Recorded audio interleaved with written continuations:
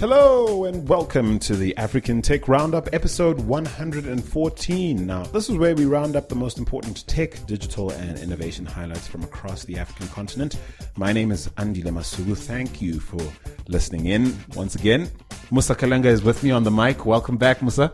Thank you very much, and hello to everybody out there. Good to be back as always. Indeed, man. And we're doing something a little different for this show. I mean, I did introduce our show as, where we round up the most important tech, digital, and innovation highlights from across the African continent, which is normally what we do. But today, there's just so much to reflect on based on the last week or so I've spent in various conferences interacting with some of the smartest people in our ecosystem, and some of the issues that have sort of filtered to the top and been grappling with, literally wrestling with in some cases, have been far too much to deal with alone, and I thought I'd bring them to the show and speak to you about it, Musa. Do you mind me just jumping on the couch a bit? Yeah, that aside, I know you're also feeling a bit sick like me today. It's been a long week, long couple of months, and we're approaching the end of the year, but there are lots of issues that we need to unpack and speak about. So yes, we have you on the couch today, but hopefully we'll be able to use your session to try and unpack some of the issues that we are facing and we're struggling with. So I'm looking forward to getting into the meat.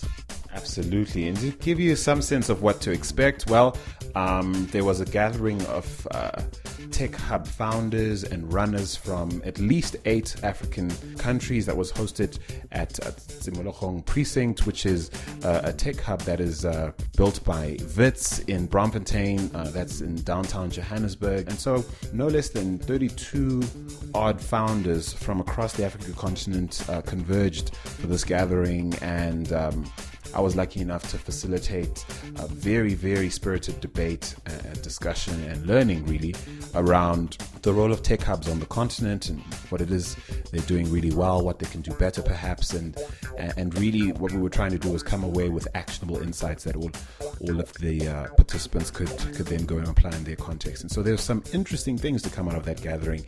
I'm going to bring to the table one of the more controversial things and try and sort of diagnose why it was in fact controversial. And then of course there was the annual African Angel Investor Summit, which was hosted in Cape Town for the first time. Actually, I think it's been hosted in Lagos for 2 years running, and it was really nice to have it come down to Southern Africa.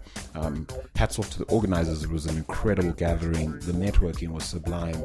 The insights were on point, and I had the opportunity to host a panel discussion and to do a whole host of interviews that you can look forward to hearing right here on the show in the coming weeks.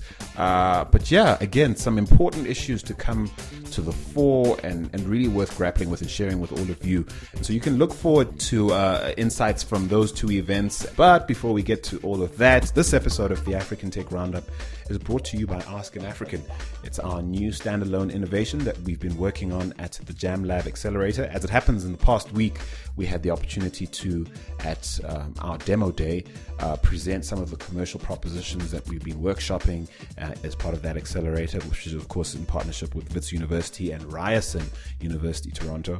And so Ask an African is one we've already started beta testing. It basically involves letting all of you in on the magic we experience in producing the podcast, delivering curated, moderated, private, virtual conversations as and when you need them. We think we're quite well positioned to deliver on that proposition. And if that sounds interesting to you on any level, we look forward to hearing from you. If you're interested in signing up for our beta, either as a client or indeed a participant, a discussant, a conversant as part of our process, we'd love to hear from you. Give us a shout via email using hello@africantechroundup.com. We're happy to give you all the details you need to understand what it is we're up to. We can't wait to hear from you. And so, Musa, let's talk a little bit. This gathering, if you're interested at all in sort of picking up or finding some highlights on the event on social media, mostly on Twitter, you'll find under the hashtag TechHubAfrica17, hashtag TechHubAfrica17. You'll see some of the some of the highlights, I suppose, from that event, just if you want to catch up. But yes, one of the more controversial things to come up at that meeting, because what we did was we got the participants to set their own agenda. And this particular topic warranted the only full plenary session that involved everybody, just because everybody had something to say, very emotive responses to a simple question, really, which is, what is Africa's tech and innovation ecosystem? I think the topic they settled on was unpacking the nuances in Africa's tech and innovation ecosystem.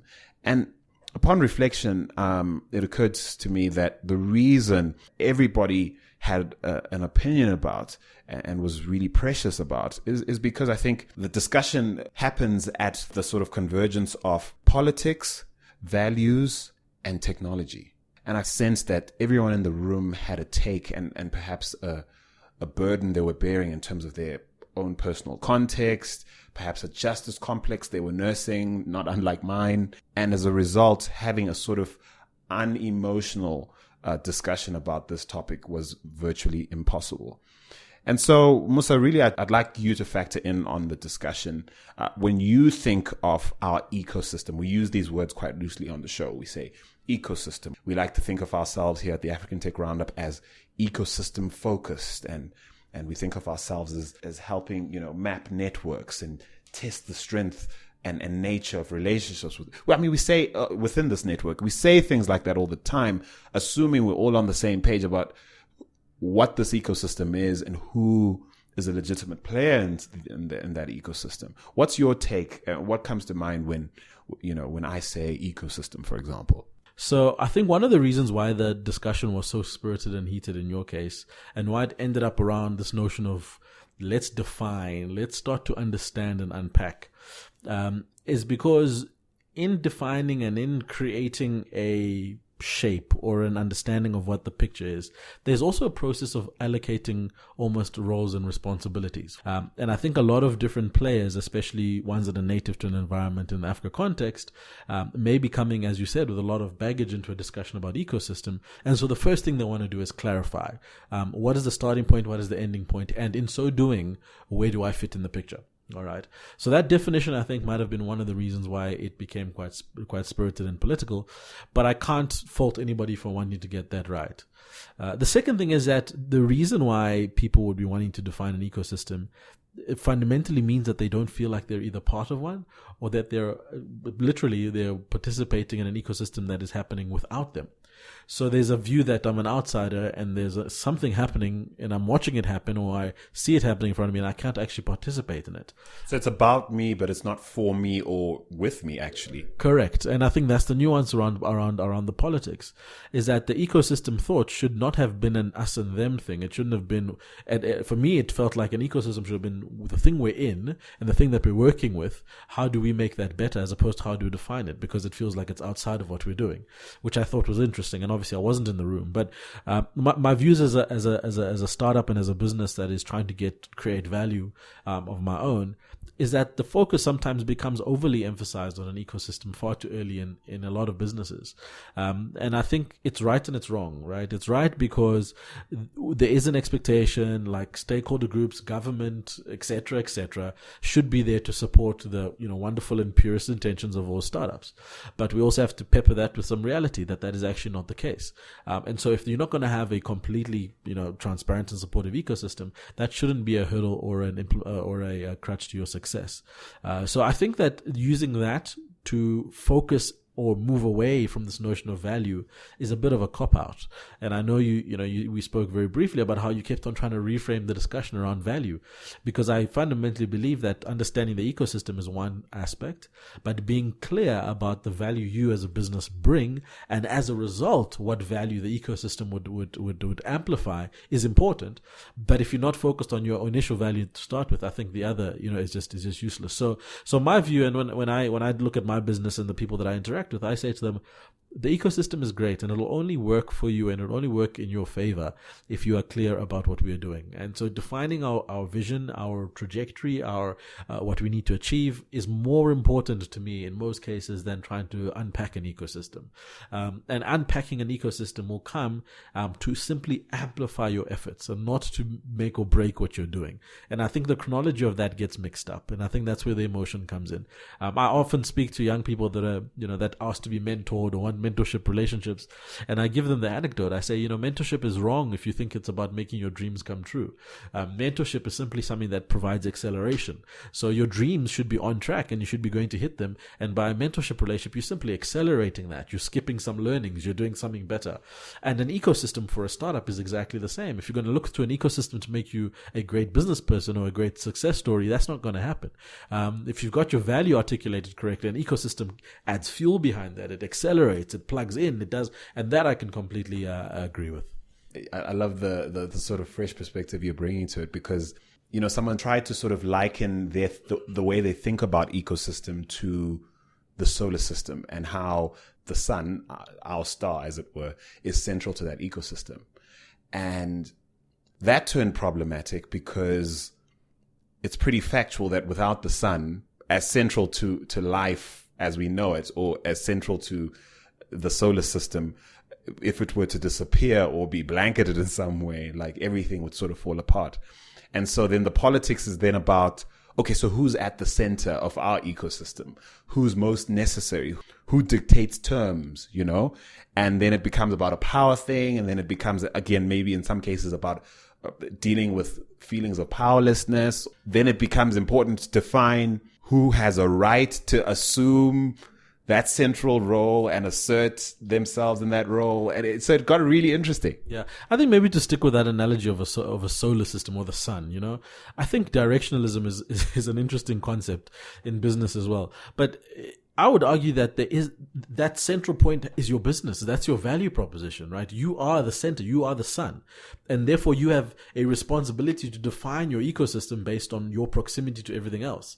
The fact that someone else has got a business and they are the center of their own universe, right? And being able to bring around the resources that create your ecosystem is important. Once again, the definition is of you first, your value first, before you can wrap it in the ecosystem. If you're saying, I'm looking to the government to be the sun, which is the ecosystem, and then I'm going to try and plug into the government's self-serving objectives are very different to what your business needs to do. If you're looking at the angel investor network or even some kind of incubator to be your solar system, then you've got a problem because you haven't defined your value. So, even on that argument, I really find it difficult because there's almost this, and I don't know whether it's a mental thing. It's almost like saying someone else is responsible for my success. Like, how do you use the reference of a sun and then everything else, and then who is the sun? I struggle with that notion.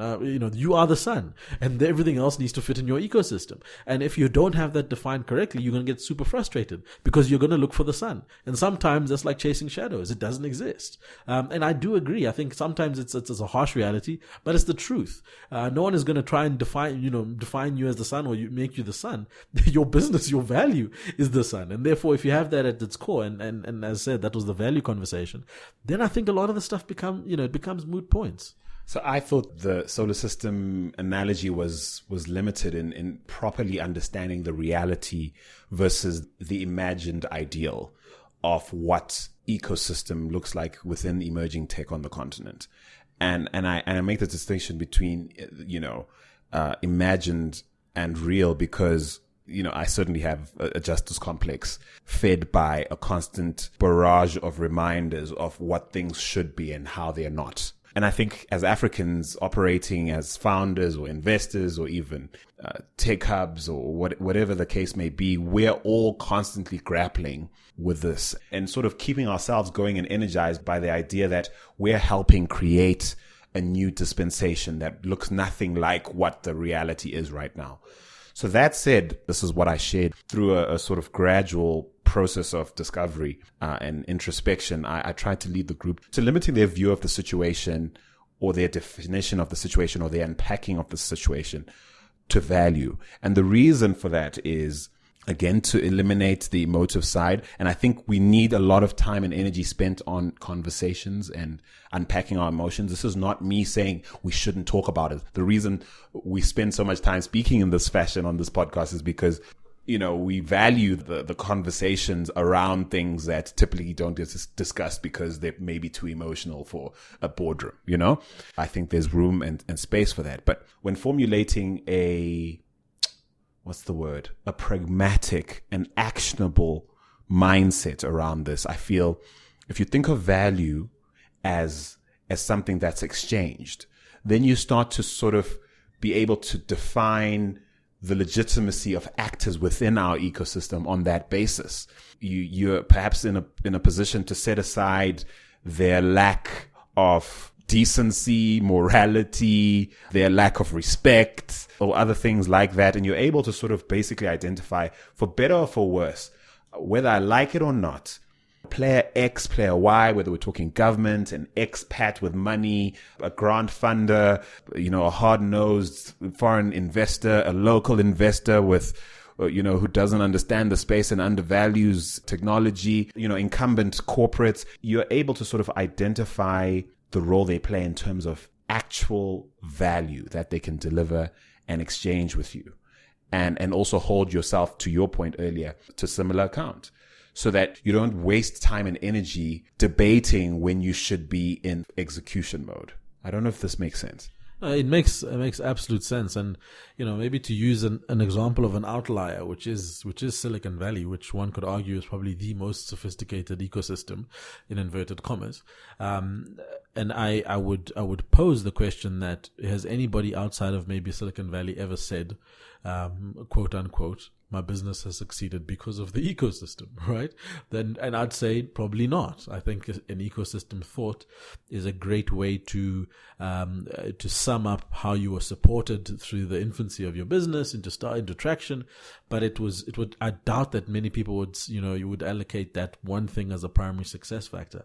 The second thing is, if you look at an advanced ecosystem like a Silicon Valley, and you try and ask yourself, using the same example or the same picture, is what is the sun in the context of Silicon Valley? Who is the sun? If you look at that as an ecosystem, right? Could you say it is the amazing talent that is coming through from a technical perspective? Would you say it is the VC network of people that's available? Would you say it's purely just the presence of capital? What is the sun in the context of even Silicon Valley? And I don't think you'd be able to answer that unequivocally, right? So the conversation once again around using a directional, almost like forcing yourself from responsibility because you're putting the center of your universe or ecosystem as something that is away from you. I think that comes with a lot of, as I said, it's a little bit, you need maturity to understand that is not the case. I could put you in the most sophisticated ecosystem in the world. That's not going to make or break your business. But what is going to make or break your business is the maturity to understand what is going to be required for you to make it succeed. And that always comes after the definition of value for your own company. I think what I want to say to everyone listening is we really care to know what you think on the matter. Are you as emotional as some people I know about how this ecosystem is defined? Who can fairly or legitimately be considered a player within this ecosystem? Who we need to keep an eye on? Who perhaps is more equal than some in terms of like the value they produce and deliver? If I were to ask you to make a list of 5 of the most crucial players within Africa's emerging tech ecosystem and innovation ecosystem, would you be able to do it? Would it be easy for you? If so, why? We'd love to hear from you. Please do feel free to contribute to this conversation. On Twitter, we're at African Roundup. On Facebook, it's facebook.com/African Tech Roundup. And of course, we'd love to hear from you via email using the address hello@africantechroundup.com. So now moving on to some of the interesting discussions I was a part of at the African Angel Investor Summit 2017. Starting first with this debate that sort of filtered into quite a few of the various sessions that were hosted at the 2-day event. This idea of the African unicorn and whether or not the idea of promoting the desirability of the emergence of an African unicorn, or at least many African unicorns, whether that's either 1, an unhealthy obsession, or 2, irresponsible aspiration to promote, or 3, a wholly noble objective that all of us should be playing towards. Now, Musa, where do you fall in terms of those three things? I fall all over the place. Let me just... That's all right. I want to read just to some definitions, right? Just for my own understanding and just to set the kind of tone. So there's three concepts in terms of entrepreneurship and business growth. The first is this idea of a gorilla. And, with a quick internet search, you'll be able to find that the definition of a gorilla is kind of what they call a market share leader.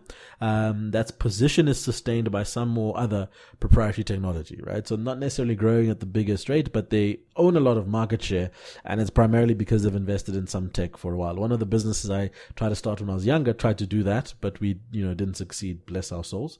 The second is this idea of a gazelle, and I did ask you offline kind of the definition, and that's obviously a high growth company increasing its revenues by at least 20% annually for 4 years or more, all right? Tomi Davey is, of course, the president of the African Business Angels Network. Now, this is one he favors, this idea of a gazelle. Correct. And the challenge there is that the starting revenue base is at least $1 million, right? And obviously in our context, we need to ask the question about how many are out there. And then the third is this mythical kind of unicorn, which is essentially valued at $1 billion and has 10x growth prospects. So the idea for me of these three categorizations is interesting. There is a little bit of Hollywood attached to this notion of gazelles, gorillas, and unicorns, which can take people's eye off the prize. I think, and my two main reasons are, I don't think it is possible to produce lots of each of one of these categories, right? It's impossible. They're outliers by any stretch of an imagination.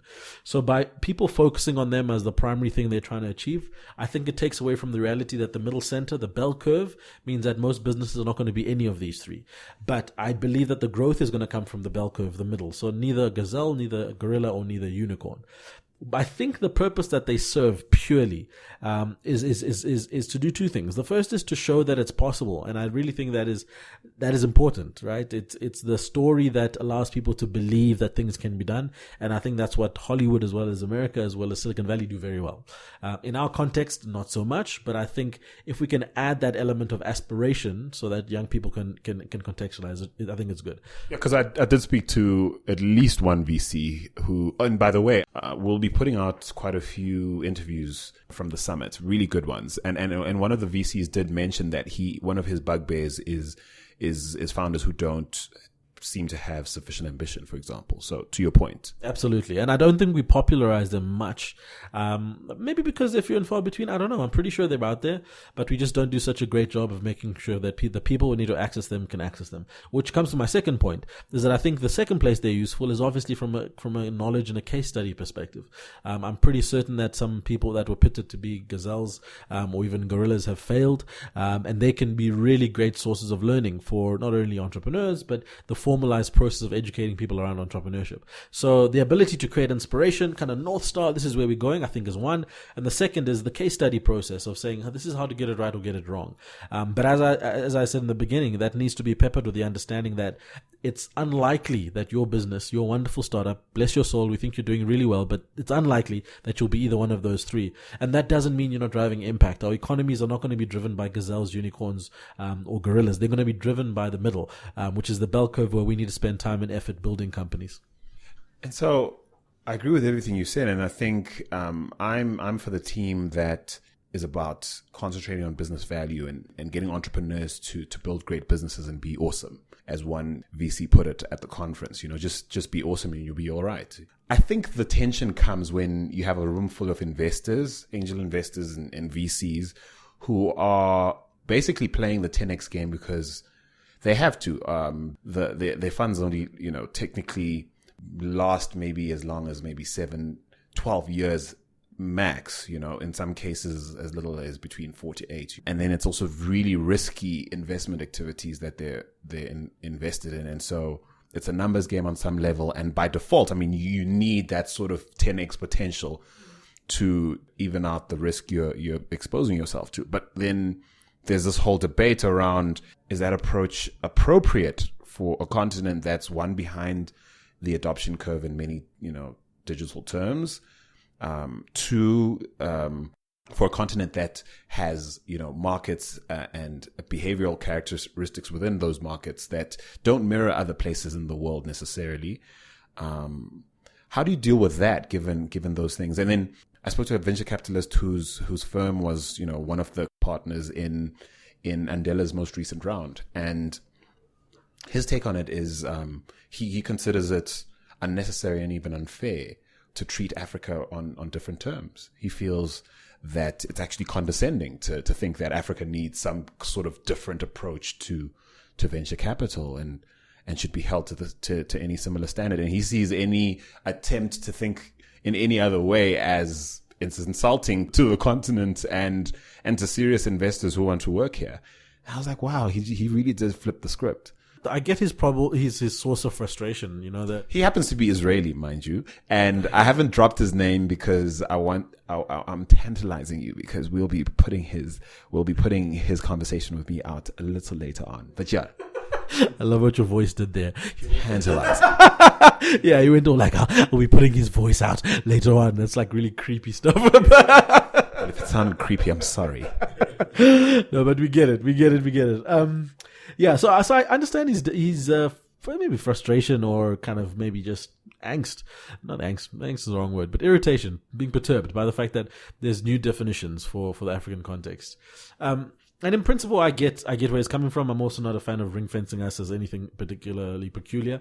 I do think that because these definitions are based on business performance, there's kind of a global approach. It's a universal thing, right? So you're growing 20% year on year in Egypt versus growing 20% year on year in wherever, Nigeria versus growing 20% year on year in Silicon Valley. You're growing 20% year on year, right?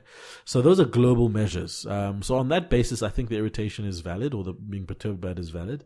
On another, the argument about the realistic view of how many companies will grow 10x in a less technologically enabled environment, given our constraints from an infrastructure perspective, is also something worth considering. Is it fair to measure apples with pears, given that apples are fundamentally different from pears? Maybe not. They're both fruits, but in my view, I think I don't have an issue with it. I don't have an issue with the category that speaks to us, because I think a gazelle in the US and a gazelle in South Africa or Nigeria or Kigali is a business that is showing performance and is showing potential. Aside from that, your friend that was being perturbed by it, I think he might have been a little bit emotional about the whole thing. For me, it's if we're hitting the numbers and we're able to measure it globally, then there's nothing wrong. Perhaps it's also where we are in terms of our growth curve as an ecosystem, right? I mean, surely our expectations of Silicon Valley in its infancy aren't what they are now. And perhaps our expectations of ourselves will change.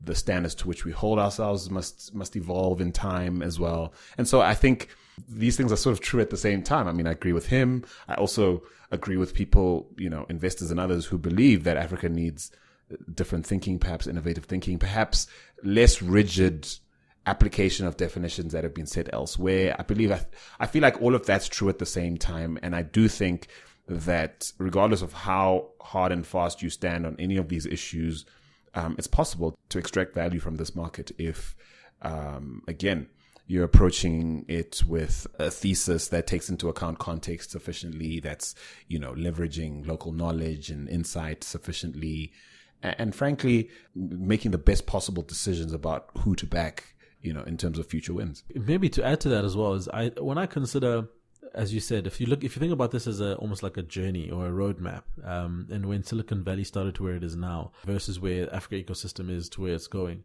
it's worth considering that a lot of the time, even in Israel, in the US, businesses and companies there are now at the point where if you're building a tech company, you are likely building it for the globe, right? It's likely to be a global company.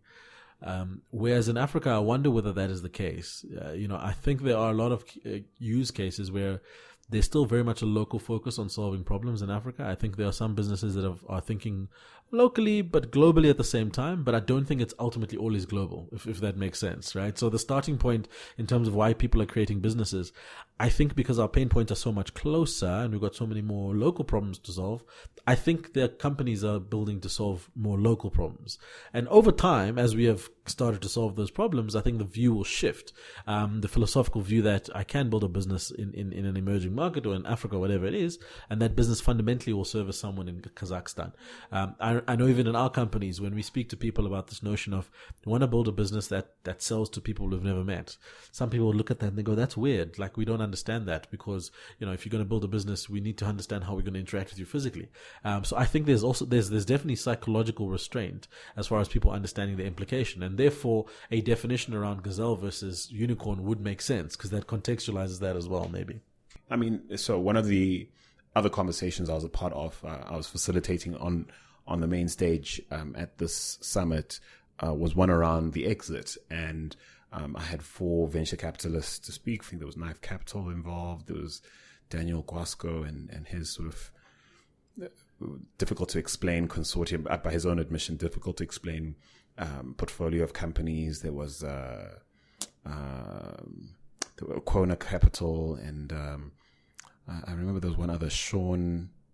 Yeah, there was one other VC. I can't get to his name right now. Nevertheless, the discussion basically was about how VCs think about the exit. This great exit in the context of, again, how it's thought of in more developed markets, and how, there seems to be a super laser focused, a super disciplined thinking around if there isn't a straight line between a conversation I'm having with a prospective portfolio company as a VC or as an angel investor, if there's no focused discussion or straight line to draw from this discussion to like an exit of some sort, there's literally no point.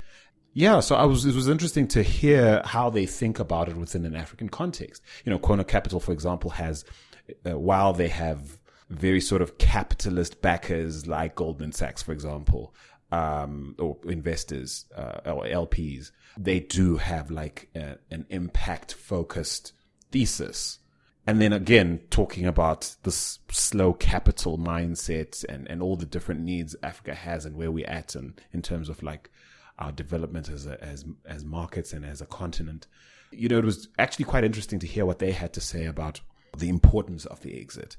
And I came away a little bit unclear as to how they determine from a business perspective the viability of a prospect in terms of that. And so in your mind, Musa, I mean, you now head up a group, Bridge Labs, you have 3 solid startups in your stable. How do you think your portfolio companies fare in terms of the exit? Or are you more sort of preoccupied thinking about other more fundamental issues that are like here and now? I don't know. Yo, man, I'm all about the exit. Let's start there for a few reasons. We've had lots and lots of conversations about how capital is not local and doesn't play by local rules, and that's only because capital in its crudest format, cash, is not held and owned by us, and exits create that. Exits create the opportunity, then the capability to become a cash flush and to be able to reinvest into our ecosystem. That's a reality. And so our businesses, as we design them and as we create them for exits. I still believe we're in a phase of the technological curve that there's huge value to be created and there is huge upside to be gained. Do I think that's always going to be the case? No, I don't. I don't think that's always going to be the case. I think eventually we will have to get to a point where businesses and companies are built with a slightly longer term orientation. But I definitely feel as a phase of where we're at now, exits make a lot of sense for a lot of people. I also think exits create, as I said, balance sheets, and for people like myself, the ability to reinvest in other ideas, other businesses. Now, the implication of thinking about exits when you're building a business is that it may create nerves with people trying to invest in you, right? And I understand that as well. I understand the fact that when an investor is looking at your business or someone's trying to put money in your bank account, they're trying to see how committed you are to this thing. And if you start talking the language of an exit, it creates this thing that maybe you're not committed to the long run. And I personally think it's not the case. And I think sometimes because people think that, it can be a deterrent as far as being able to finalize a lot of transactions. I think there's a maturity in understanding a particular business in a particular industry at a particular time, and being able to look at that very specifically and diagnose whether that's a company that needs a more sustained view or a view towards an exit.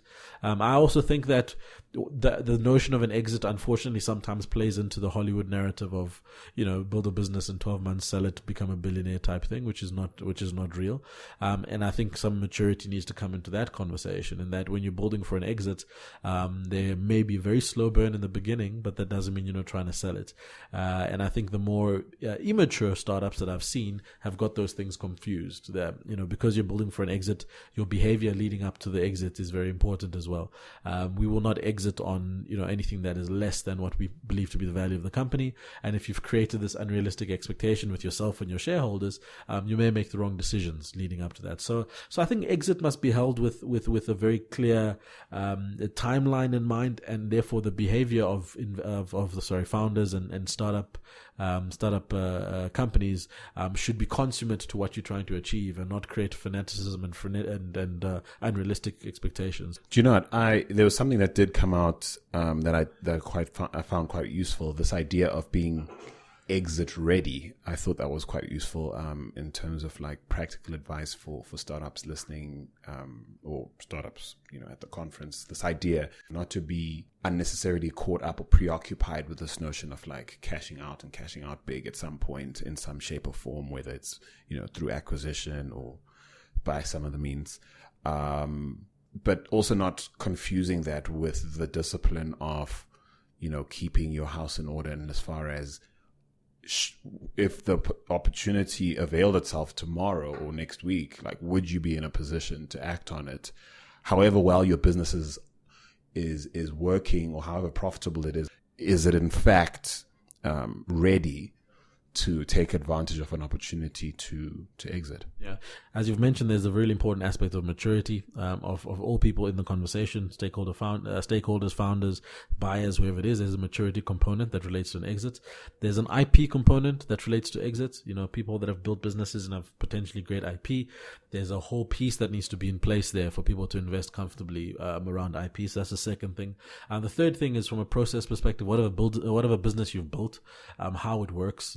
Are the cogs well oiled? Are the cogs in place? Is everything secure? That also needs to be, and that comes down to fundamental business value. And then the last thing is revenue, is margins. Does the business make sense? Is it profitable? And those are not liked discussions, right? So, and that's why, I always caution to rushing into exit conversations without being prepared for them. And typically the way we approach it is that we try and build for exit, right? So building for exit means that you're thinking about these things way before you even making money, right? And sometimes the conversations may appear premature, but because we're building for exit, it makes sense. And a lot of times we have to check ourselves, because we're doing stuff we shouldn't be doing yet, but we're building for exit. Therefore we have to make the foundations right. Nice. Nicely done. Dude, I mean, you and I both are really exhausted, but somehow we've managed to have a sound conversation that I hope our listeners will benefit from, and more importantly, that I hope they'll carry forward and participate in. Guys, that's your cue to hop onto social media, give us a shout via Twitter at African Roundup, or via Facebook at facebook.com/African Tech Roundup, or drop us an email, or even better, send us a voice note. Tell us how you feel via hello@africantechroundup.com. Otherwise, this episode of the African Tech Roundup has been brought to you by Ask an African. That's our new standalone commercial innovation that we've been working on at the Jam Lab Accelerator now.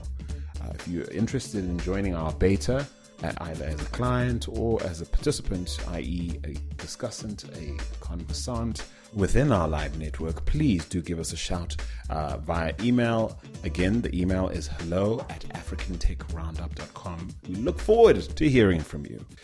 With that said, Musa, again, it's always a pleasure having you on the show, and of course, shooting breeze with you off mic as well. Thank you so much for being here, bro.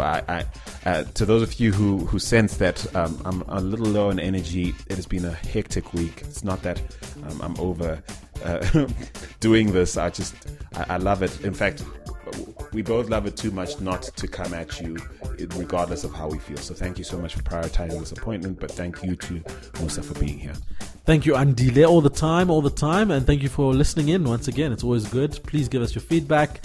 Let us know if you agree, disagree, want to add. It's always good to get your feedback, and it really helps us to make the show better. So thanks for having me again, and see you next time. Indeed. I'm still Andile Masugu, and do take care, Africa.